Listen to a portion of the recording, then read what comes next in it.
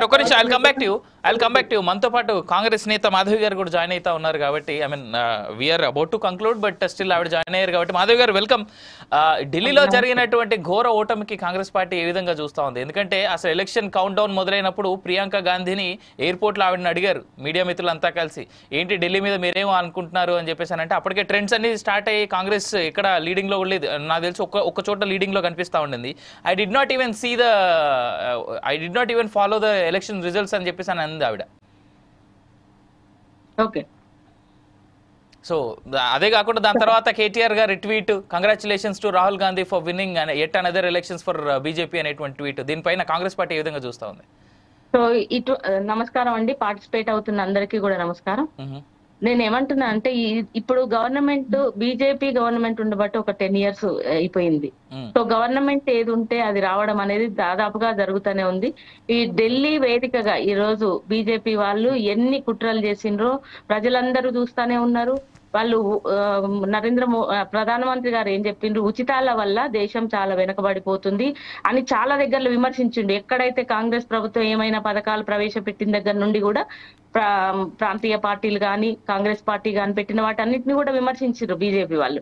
అదే ఈ రోజు మళ్ళీ వాళ్ళు ఏం చేస్తున్నారు, ఆప్ పార్టీ చేసింది కాంగ్రెస్ పార్టీ ఇచ్చిన దానికంటే ఇంకాస్త ఎక్కువ చేసి ఉచితాలు ఇస్తామని చెప్తున్నారు. దాంతో ప్రజలు అట్రాక్ట్ అయిపోయినరు. ప్రభుత్వం లేకపోవడం అనేది కూడా అది వెనుకబడిపోయినాము, ఆ మాట వాస్తవము. కానీ సరిదిద్దుకోవడానికి ప్రయత్నం చేస్తానే ఉన్నాము. కొన్ని రాష్ట్రాలలో కాంగ్రెస్ బలపడుతోంది.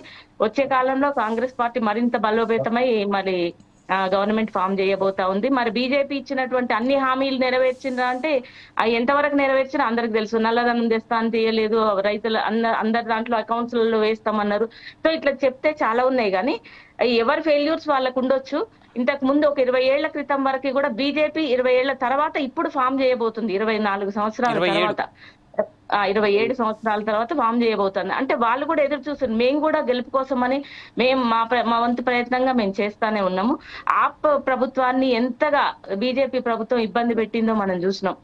రకరకాలైనటువంటి కేసులలో అక్కడి నుంచి పరిపాలన సాగుతోంది కాబట్టి వాళ్ళ మీద ఆజమాయిషి మొత్తం ఆప్ను చాలా ఇబ్బందుల పాలు చేసింది. కాంగ్రెస్ పార్టీని కూడా అట్లనే ఇప్పుడు అది ప్రాంప్ట్ గా జరిగింది అనుకోవడానికి కూడా ఎట్ ఏ టైం 4 లక్షల ఓట్లు ఒక్కొక్క ప్లేస్లలో అట్లా పెరుగుకుంటూ వచ్చింది వాళ్ళ బలం. అంటే అది నమ్మశక్యంగా కూడా లేదు.